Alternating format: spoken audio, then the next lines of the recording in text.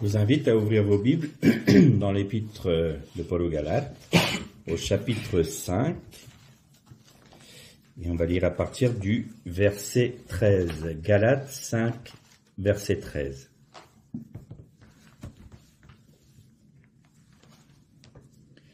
Frères, vous avez été appelés à la liberté. Seulement ne faites pas de cette liberté un prétexte de vivre selon la chair, mais rendez-vous, par la charité, serviteurs les uns des autres.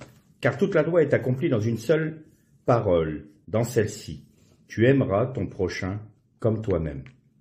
Mais si vous vous mordez, ou vous dévorez les uns les autres, prenez garde que vous ne soyez détruits les uns par les autres. Je dis donc, marchez selon l'esprit, et vous n'accomplirez pas les désirs de la chair. Car la chair a ses désirs contraires à ceux de l'esprit, et l'esprit en a de contraires à ceux de la chair. Ils sont opposés entre eux, afin que vous ne fassiez point ce que vous voudriez. Si vous êtes conduits par l'esprit, vous n'êtes point sous la loi. Or, les œuvres de la chair sont manifestes. Ce sont l'impudicité, l'impureté, la dissolution, l'idolâtrie, la magie, les inimitiés, les querelles, les jalousies, les animosités, les disputes, les divisions, les sectes, l'envie, l'ivrognerie, les acceptables et toutes choses semblables. Je vous dis d'avance, comme je l'ai déjà dit, que ceux qui commettent de telles choses n'hériteront point du royaume de Dieu. Mais le fruit de l'esprit, c'est l'amour, la joie, la paix, la patience, la bonté, la bénignité, la fidélité, la douceur, la tempérance. La loi n'est pas contre ces choses. Ceux qui sont en Jésus-Christ ont crucifié la chair avec ses passions et ses désirs. Si nous vivons par l'esprit, marchons aussi selon l'esprit. Ne cherchez pas une vaine gloire en nous provoquant les uns les autres et en nous portant envie les uns les autres. Frères, si un homme vient à être surpris en quelque faute, vous qui êtes spirituels, redressez-le avec un esprit de douceur. Prends garde à toi-même de peur que tu ne sois aussi tenté. Portez les fardeaux les uns des autres et vous accomplirez ainsi la loi de Christ. Si quelqu'un pense être quelque chose, qu'il ne soit rien, quoi qu'il ne soit rien, il s'abuse lui-même. Que chacun examine ses propres œuvres, et alors il aura sujet de se glorifier pour lui seul, et non par rapport à autrui, car chacun portera son fardeau. On lira un deuxième passage, dans toujours le livre de Galates, chapitre 2, et on va commencer au verset 15. Nous sommes juifs de naissance et non pécheurs d'entre les païens. Néanmoins, sachant que ce n'est pas par les œuvres de la loi que l'homme est justifié, mais par la foi en Jésus-Christ, nous aussi nous avons cru en Jésus-Christ, afin d'être justifiés par la foi en Christ, et non par les œuvres de la loi. Parce que nulle chair ne sera justifiée par les œuvres de la loi. Mais tandis que nous cherchons à être justifiés par Christ, si nous étions aussi nous-mêmes trouvés pécheurs, Christ serait-il un ministre du péché? Loin de là. Car si je rebâtis les choses que j'ai détruites, je me constitue moi-même un transgresseur. Car c'est par la loi que je suis mort à la loi, afin de vivre pour Dieu. J'ai été crucifié avec Christ, et si je vis, ce n'est plus moi qui vis, c'est Christ qui vit en moi. Si je vis maintenant dans la chair, je vis dans la foi au Fils du Dieu qui m'a aimé et qui s'est livré lui-même pour moi. Je ne rejette pas la grâce de Dieu, car si la justice s'obtient par la loi, Christ est donc mort en vain. Et on fera une troisième lecture dans l'épître aux Colossiens, au chapitre 2, et on lira à partir du verset 13.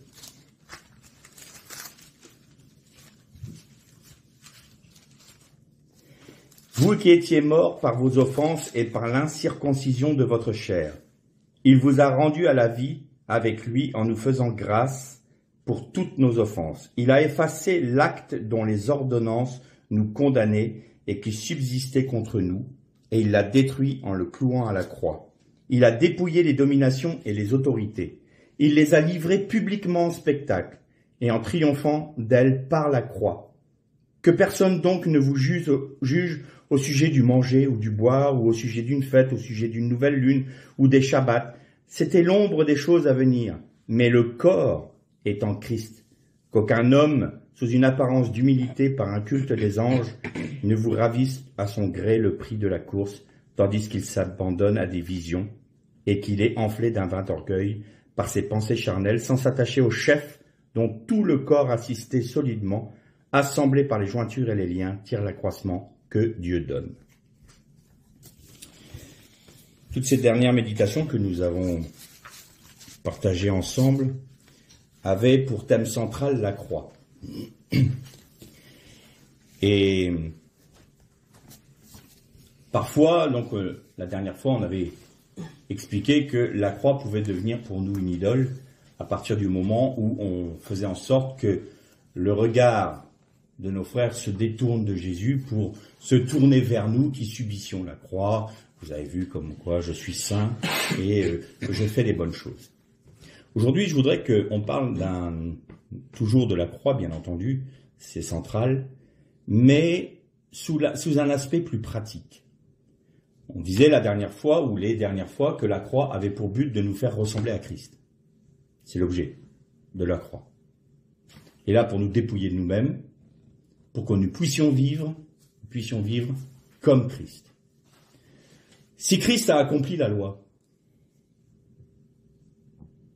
et que nous ressemblons à Christ, nous accomplirons la loi. Bien entendu. Or, Paul nous explique clairement, dans le chapitre 5 des Galates, ce qu'est les œuvres de la chair.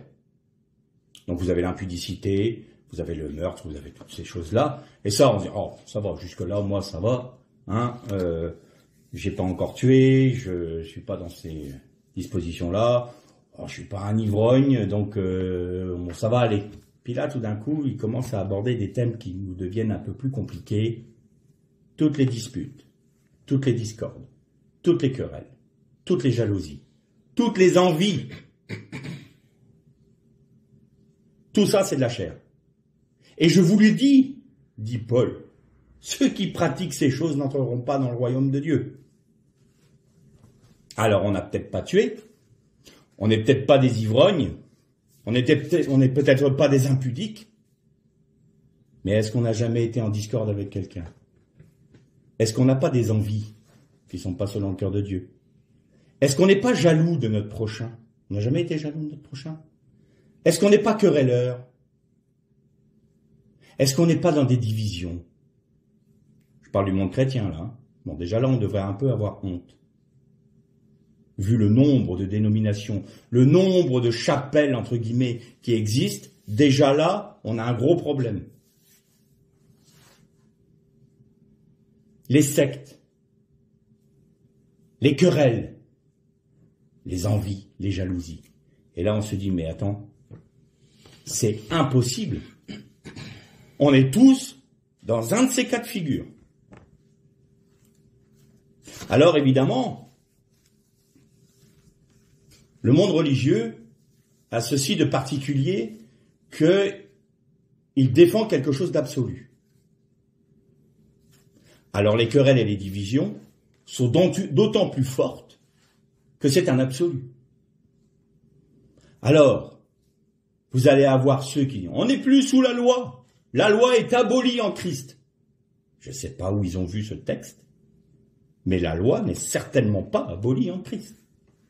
Puisque Christ est venu l'accomplir, il n'est pas venu l'abolir. D'ailleurs, il le dit lui-même. Et quand on dit oui, mais la loi a pris fin en Jésus-Christ. Non. C'est la loi a trouvé son aboutissement en Christ. C'est pas la même chose. Donc j'ai envie de dire à ceux qui me jettent c'est la grâce, c'est la grâce, c'est la grâce, c'est la grâce, c'est la grâce au visage en permanence. Non. Parce que si la loi est abolie, comme certains le prêchent ou l'annoncent, ça veut dire à ce moment-là que Jésus, la parole de Jésus s'est accomplie. Et cette parole, la voici. La Torah ne disparaîtra pas, donc la loi, pas une seule lettre, ni un trait de lettre ne disparaîtra tant que les cieux et la terre subsisteront. Donc question. Est-ce que les cieux et la terre subsistent toujours? Visiblement, nous y sommes toujours. Donc la Torah n'est pas passée. Donc la loi n'est pas abolie. Donc la loi est là. Alors, ceux qui veulent vivre complètement sous la loi vont me dire, ah, tu vois. Donc il faut respecter la cacheroute, il faut respecter les Shabbats, il faut respecter les fêtes juives, il faut respecter les 613 mitzvot. Très bien. Et que dit Paul aux Colossiens? Il dit, attendez, la loi qui a été annoncée au peuple d'Israël, parce que c'est le peuple choisi, sont les ombres de ce qui devait arriver en Jésus-Christ. Alors, si on prend vraiment toutes les fêtes juives, si on prend le Shabbat, si on prend la vie même du tabernacle, nous réalisons que toutes ces choses correspondent à ce que Christ est et ce qu'il a accompli. Alors, est-ce que je porte un jugement de valeur sur ceux qui veulent respecter la cacheroute, le Shabbat, les fêtes juives? Non. Si ils veulent le faire, il n'y a pas de problème. Ça pose pas de problème. Seulement, ils vont pas avoir quelque chose de supplémentaire par rapport à celui qui ne le fait pas, parce que tout est en Christ. Je vais prendre l'exemple du Shabbat, parce que c'est souvent celui qu'on nous présente le plus. Shabbat, que l'on a traduit par repos, évidemment, ça veut dire littéralement cessation. Ce qui veut dire que le 7e jour, Dieu cessa la création. Il cessa lui-même d'intervenir dans la création. Pourquoi? Pour laisser l'homme, pour laisser la place à l'homme d'agir dans celle-ci. Donc, Dieu cessa d'agir dans la création pour laisser l'homme, et qu'est-ce qu'il avait dit à l'homme? Croissez et multipliez, cultivez le jardin. L'objectif, c'était que l'homme poursuive cette œuvre de création en étant mandaté par Dieu. Donc Dieu, c'est pas qu'il était en train de se reposer parce qu'il était fatigué. Dieu ne se lasse pas, ne se fatigue pas, nous dit la Bible. Donc c'est pas ça. C'est le repos, oui, mais c'est une cessation d'activité. Mais pour laisser la place à l'homme. Quand nous voulons pratiquer le Shabbat, qu'est-ce que nous faisons? Nous cessons nos activités pour mettre la place à Dieu. C'est ça en fait, le Shabbat. Mais en Jésus-Christ, c'est tous les jours le Shabbat. Quel est le principe du Shabbat dans la vie de quelqu'un? C'est que en permanence, il cesse d'accomplir ses propres volontés, qu'il cesse de faire ce qu'il a envie, qu'il cesse d'agir selon ses modalités, qu'il cesse d'agir selon les modalités du monde, qu'il cesse d'agir selon ses propres pensées et qu'il laisse Dieu agir pour lui et à travers lui. Ça, c'est le Shabbat. Et quand Jésus est venu dire « je ne suis pas venu abolir, mais accomplir », le texte exact, c'est « je suis venu vous apporter la bonne, comment dire, le mot m'échappe, la bonne interprétation de la Torah. » Qu'est-ce que ça veut dire? Vous savez que les rabbins doivent interpréter la Torah, on en a parlé tout à l'heure, pour le jour où nous sommes. On donnait cet exemple-là, au Shabbat, tu ne dois pas allumer un feu. Donc il y avait une question qui se posait à un rabbin, est-ce que je peux prendre ma voiture? Le rabbin dit, bah écoute, la voiture c'est un moteur à explosion, il y a du feu dans la voiture, donc tu ne peux pas.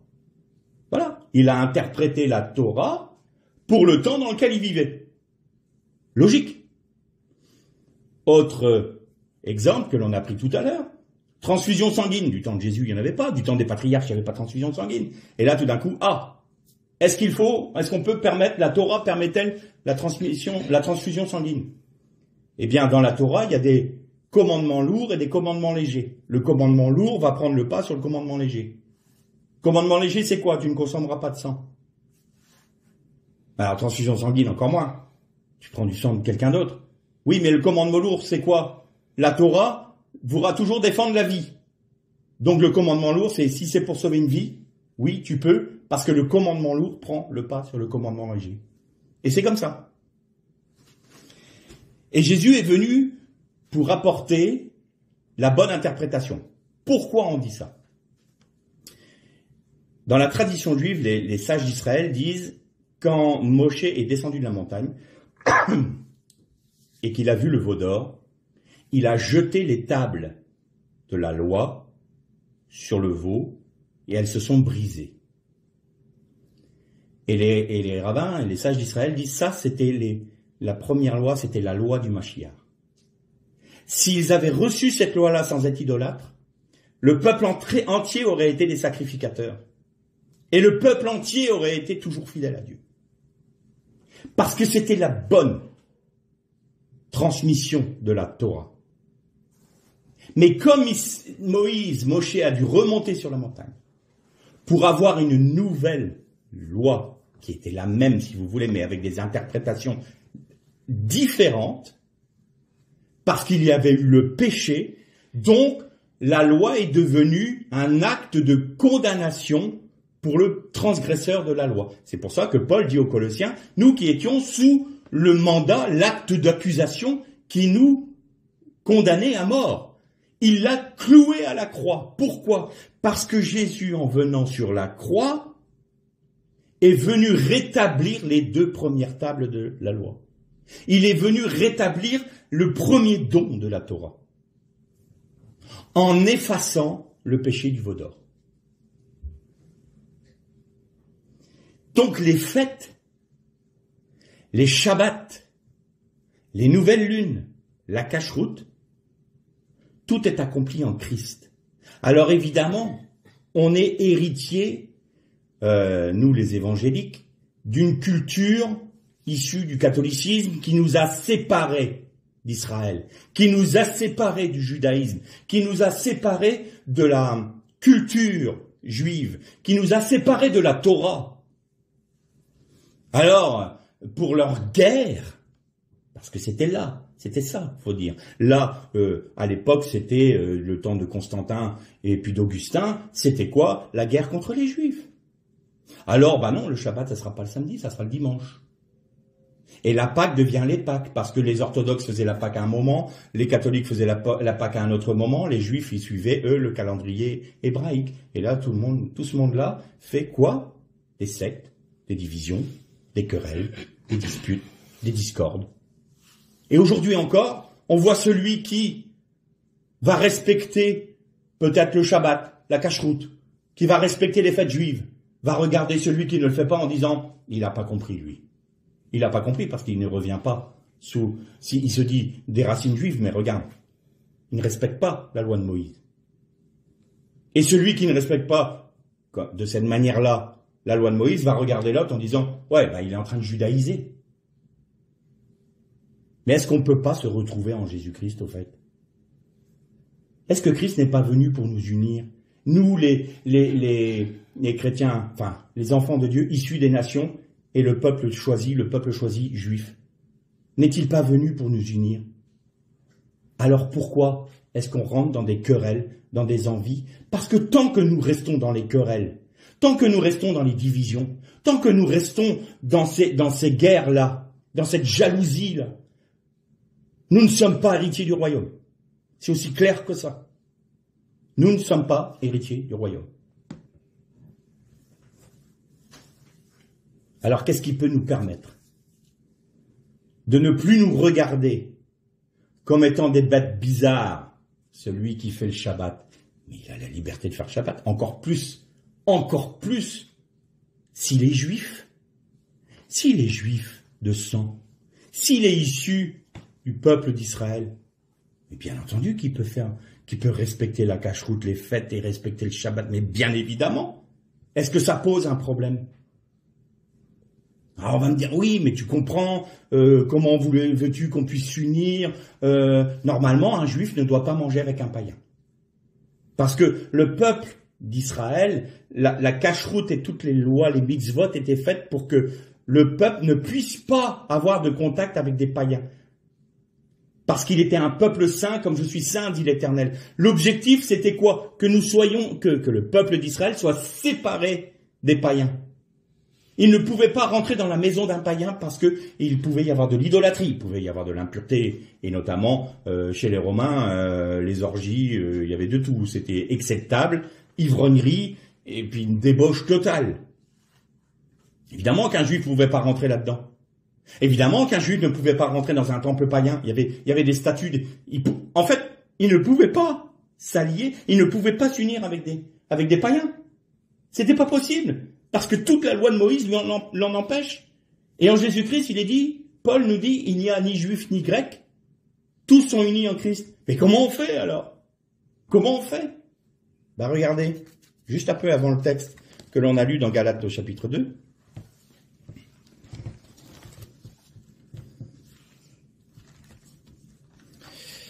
Je vais essayer de retrouver, voilà, le texte.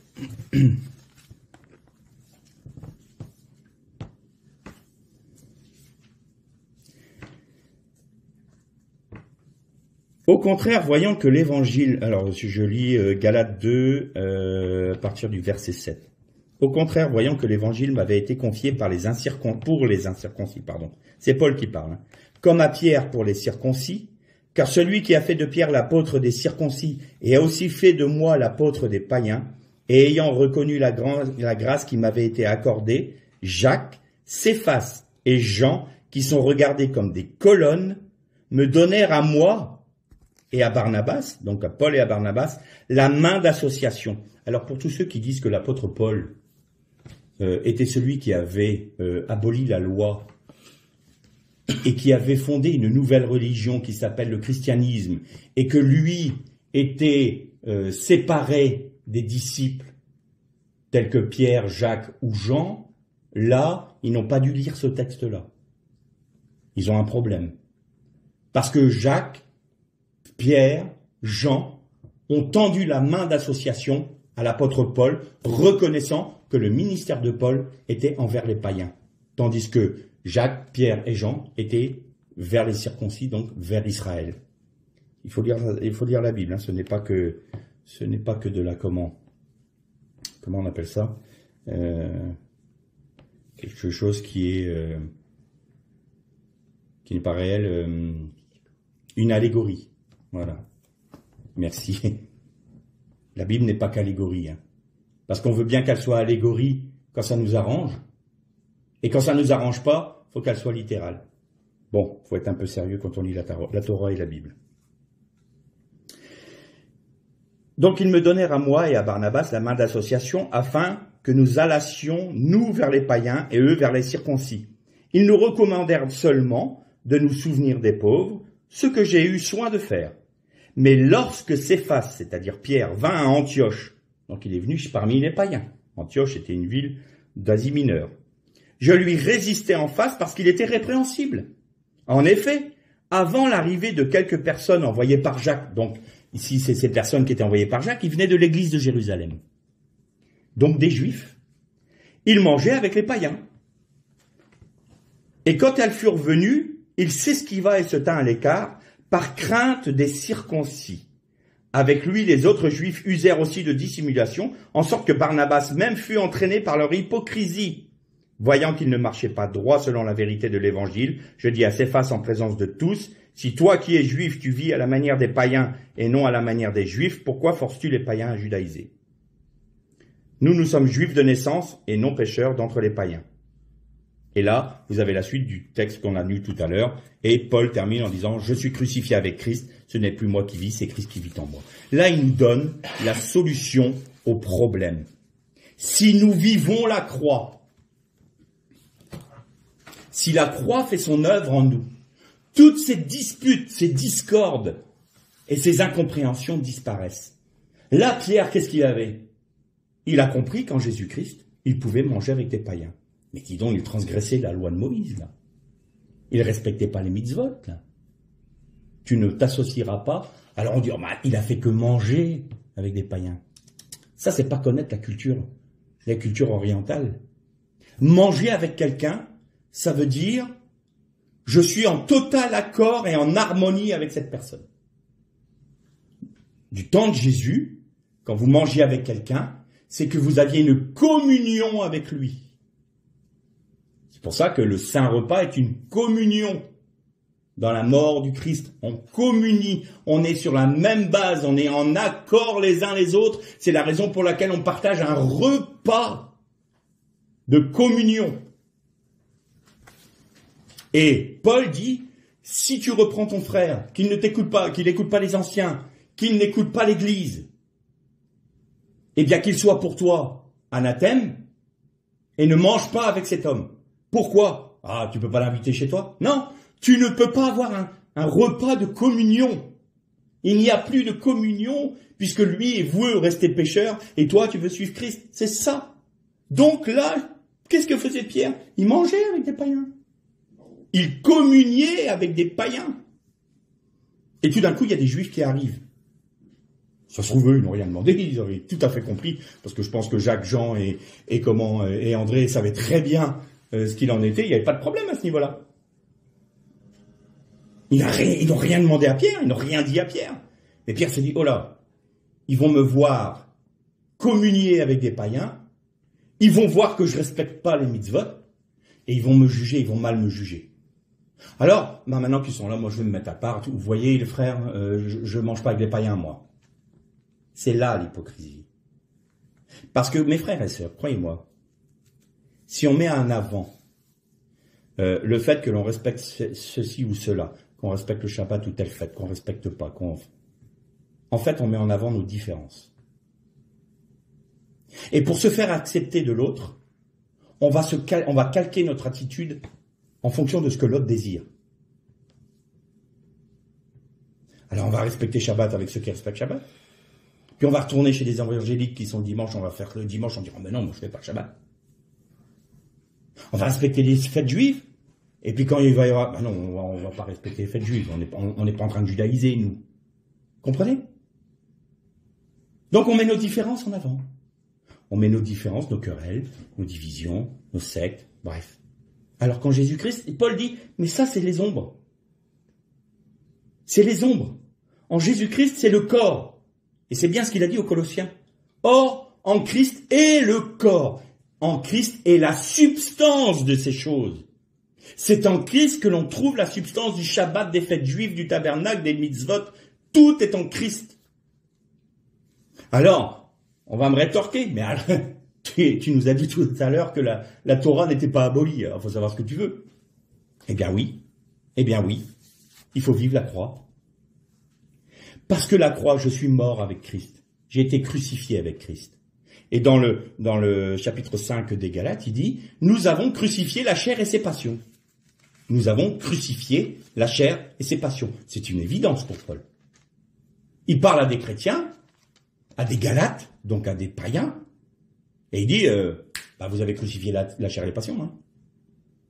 Aujourd'hui, on a l'impression de redécouvrir une grande vérité. La croix, qu'est-ce que c'est? Mourir à soi-même, mais qu'est-ce que ça veut dire? Je comprends pas. Quoi? Mais alors, moi, jamais appris ça. Mais pour à l'époque, c'était tout à fait normal. Paul arrivait chez les Galates en disant, alors du coup, comme vous avez crucifié la chair et les passions, comment ça se fait que vous retournez sous la loi? Et nous, on est là comme si on découvrait la lune, quoi. Alors que c'était une évidence. Aujourd'hui, j'ai le sentiment que dans nos églises, on considère comme un but ce qui était simplement le commencement du temps des apôtres. Le baptême dans le Saint-Esprit, les œuvres de l'Esprit, la Pentecôte. Ça, c'est le but, il faut retrouver la Pentecôte. Mais dis donc, la Pentecôte, c'était le point de départ de l'œuvre de l'Église. On en est où aujourd'hui? On n'a fait que régresser depuis 2000 ans. Et là, maintenant, on redécouvre la Pentecôte en disant, voilà le but à atteindre. Non! On est à peine revenu au début. On est tout juste revenu au début de ce que devait être l'Église. Faut pas qu'on fanfaronne, hein. Et alors, on continue, on se dispute. Évidemment qu'on se dispute. Alors, c'est quoi? Les païens n'ont jamais été soumis aux lois juives. Ceux issus des nations n'ont jamais été soumis aux lois juives. D'ailleurs, il y avait ce que l'on appelait les prosélytes du temps du Second Temple, qui étaient les hommes et des femmes qui respectaient les lois noaïdes, donc les 7 lois de Noé. Et ils étaient appelés donc des prosélytes traduits comme ça, et en hébreu c'est les guerres, c'est-à-dire les étrangers qui sont au milieu de toi et que tu accueilleras. Et si on respectait les lois noaïdes, d'ailleurs les rabbins appellent ces hommes et ces femmes-là les Bnei Noach, les fils de Noé, eh bien ils avaient part au Olam Haba, c'est-à-dire au monde à venir, à la vie éternelle. Ils n'étaient pas considérés comme juifs totalement, puisqu'ils n'avaient pas la circoncision, ils ne respectaient pas la cacheroute forcément, mais ils étaient, comme ils respectaient les lois noaïdes, ils étaient rattachés à la communauté d'Israël. Et Paul va plus loin, il dit, mais en Jésus-Christ, là où il y avait une différence entre le guerre, le prosélyte et le juif de naissance, à cause de sa circoncision et de son respect des lois mosaïques, eh bien, en Jésus-Christ, cette différence, elle est effacée. Nous sommes tous au même niveau. Il n'y a ni juif ni grec. C'était une révolution à l'époque, déjà. De dire, attends, ça veut dire que les païens ont exactement la même récompense et le même statut que le juif de naissance. Oui, dit Paul. Parce que les murs de séparation ont été abattus en Jésus-Christ. Alors aujourd'hui qu'un juif me dise, moi je veux respecter la cacheroute, je veux respecter les shabbats, très bien, au contraire, je lui encourage même. Il n'y a aucun souci, et je veux même bien participer avec lui. Je veux bien respecter le Shabbat avec lui. Je veux bien manger kasher avec lui. Je veux bien porter le talit avec lui. Je le veux bien. Ça pose pas de problème. Mais c'est pas la condition du salut, ni la condition de la bénédiction de Dieu. Ça ne peut pas l'être. Et le juif en retour, qui comprend ce qu'est la loi d'Hillel, la règle d'or d'Hillel, tu ne feras pas à ton prochain ce que tu ne voudrais pas qu'on te fasse. Paul le reprend, cette loi d'or d'Hillel. Eh bien, il va dire, eh bien, je vais, comme je sais qu'en Jésus-Christ, je peux communier même avec un païen parce qu'en Christ, il n'y a plus de différence. Alors même si ce n'est pas kasher, je vais accepter de manger avec le païen. Évidemment, le païen, qu'est-ce que c'est l'objectif? Tu aimeras ton prochain comme toi-même. Ça veut dire quoi? Tu fais rien pour blesser l'autre. C'est évident que si vous avez un juif qui vient à votre table, vous n'allez pas lui servir un rôti de porc. Par évident. Faites de l'agneau, respectez-le. Respectez ses convictions, respectez sa sensibilité. Il est juif, pleinement juif. Il est où le problème? On se respecte les uns les autres. Ça ne me pose pas de problème de participer à un Shabbat, ça ne me pose pas de problème de porter le talit, ni même la kippa. Si ça peut ne pas heurter sa sensibilité. Je fais ça pourquoi? Non pas parce que la règle, on doit le faire. Non, parce que je veux que le frère ne soit pas blessé par mon comportement, parce que la loi d'Hillel est la première chose qui soit, c'est tu aimeras ton prochain comme toi-même. C'est ça l'objet de mon comportement. Pour ce qui est de Dieu, tout est accompli en Christ. Je crois en toute chose. Le Shabbat, c'est pas le samedi, c'est pas le dimanche, c'est tous les jours. C'est tous les jours que je renonce à moi-même pour laisser Dieu agir dans ma vie. Je fais cessation de ma vie pour laisser Dieu vivre à travers moi en Jésus-Christ. Ça, c'est le Shabbat. Et les fêtes juives aussi. Kippour, Yom Kippour. Je ne vais pas demander une fois par an pardon, alors que j'ai la rémission de mes péchés à tout moment en Christ parce que son sacrifice est éternel. Mais je dois toujours agir en fonction de la sensibilité de mon frère, pour ne pas l'heurter, pour ne pas être pour lui une pierre d'achoppement, pour pas blesser son cœur ni son âme. Là, voilà, on a compris la Torah. Et je vous ai déjà raconté cette histoire de notre frère Jean-Marc Taubois, qui un jour connaissait un juif évidemment, il connaissait beaucoup de juifs, mais nous en Bretagne on n'en a pas énormément. Mais à Vannes, il y avait un couple de juifs. Et un jour, ce couple invite Jean-Marc Taubois et son épouse Irène à aller manger chez eux. Et Jean-Marc était fort honoré par ça, parce que vous savez, c'est toujours pareil, pour un juif, il ne veut pas se lier avec un païen. Et puis, Jean-Marc et Irène ont voulu rendre l'invitation à ce couple, mais ils avaient un problème. Il dit, voilà, nous, c'est pas kasher chez nous. Donc il a été voir ce frère juif, il a dit, écoute, nous on voudrait vous rendre l'invitation, mais c'est pas cachère. Alors, je sais pas comment faire, parce que nous on pense, bah, il y a juste à acheter de la nourriture cachère. Non, c'est plus compliqué que ça. Cachère, même la vaisselle doit être cachère. Elle doit être nettoyée d'une telle manière. C'est très très codé. Un rabbin a dit un jour à un chrétien qui voulait suivre Shabbat, il a dit, vous n'y arriverez jamais, même nous on n'y arrive pas. C'est très codé. Et alors, ce rabbin, enfin ce juif a une réponse merveilleuse. Il avait tout compris de la règle d'or d'Hillel. Il a dit, mais vous savez qu'il a parlé des fameux commandements lourds. Il dit, le commandement de Moïse, pour moi, c'est de ne pas aller rentrer dans la maison d'un païen, ni même de manger à sa table. Mais le commandement lourd, c'est tu aimeras ton prochain comme toi-même. Et à cause de ce commandement, j'accepte ton invitation. Et ils sont allés manger chez Irénée et chez Jean-Marc Taubois. Il avait tout compris. Il avait tout compris. Là, nous avons une leçon d'un juif pieux. Et nous, les chrétiens, qu'est-ce qu'on fait? Ben, on continue à se bastonner. Mais t'as pas fait ça, ah oui, mais t'as fait comme ci, mais t'as fait comme ça. Je peux pas te parler. Ah ben non, je peux plus manger avec toi. Nos querelles paraissent petites par rapport à ça. Hein. Nos disputes et nos discordes nous paraissent immondes par rapport à cette grande leçon d'humilité que nous a donnée ce juif. Et pourtant on continue. Ah moi je peux pas parler à ce frère-là. Ah non, il a pas compris. Et puis après quand ce frère qui peut-être ou cette sœur a ses convictions, il y en a certains qui peuvent manger des viandes sacrifiées aux idoles et d'autres non, sans avoir un cas de conscience. C'est ce que nous dit Paul. Il y en a certains qui ont la liberté de manger des viandes sacrifiées aux idoles sans que ça leur pose un problème. Et d'autres, comme ils savent que la viande a été sacrifiée aux idoles, ne veulent pas y toucher parce qu'ils ne veulent pas participer au repas des démons. Ça aussi, c'est quelque chose d'important. Eh bien, on va respecter. Pourquoi on dit, mais attends, viande sacrifiée aux idoles? Ben oui, parce que les viandes qui étaient sacrifiées aux idoles, après, étaient mises sur le marché. Et quand tu achetais de la viande, tu savais pas forcément toujours si avait été sacrifié à une idole ou non. Pour ça que ça posait des problèmes. Donc les Juifs, quand c'était cachère, ils devaient même là, sur les marchés, se séparer sur l'agora. Les agoras, vous savez. Et donc là, il fallait être sûr. Il y en avait certains qui disaient, mais en Jésus-Christ, j'ai une liberté, ça me pose pas de problème, tout est sanctifié en Jésus-Christ. Et d'autres disaient, ouais, mais attends, non, moi je suis juif, si je sais, ça me pose un cas de conscience. Bon, ça me pose un cas de conscience, on mange pas de cette viande-là, alors. On va prendre une viande qui est cachère. Voilà. C'est aussi simple que ça. C'est aussi simple que ça. Ah, puis alors, bah, comme on veut pas respecter ça, et comme l'autre doit être exactement identique à ce que je pense, parce qu'autrement, qu'il soit anathème, eh ben, on commence à porter des paroles de malédiction sur cette personne-là.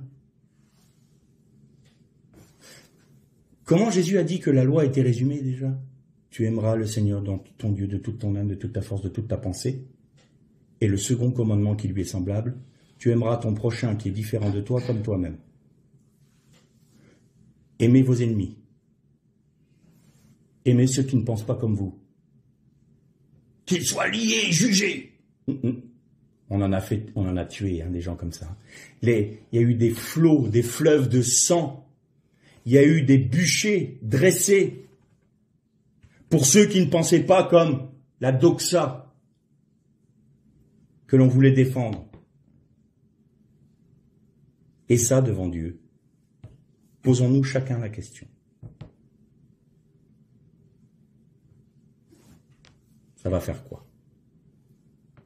Il y en a beaucoup qui auront la bouche fermée et seront honteux devant Dieu.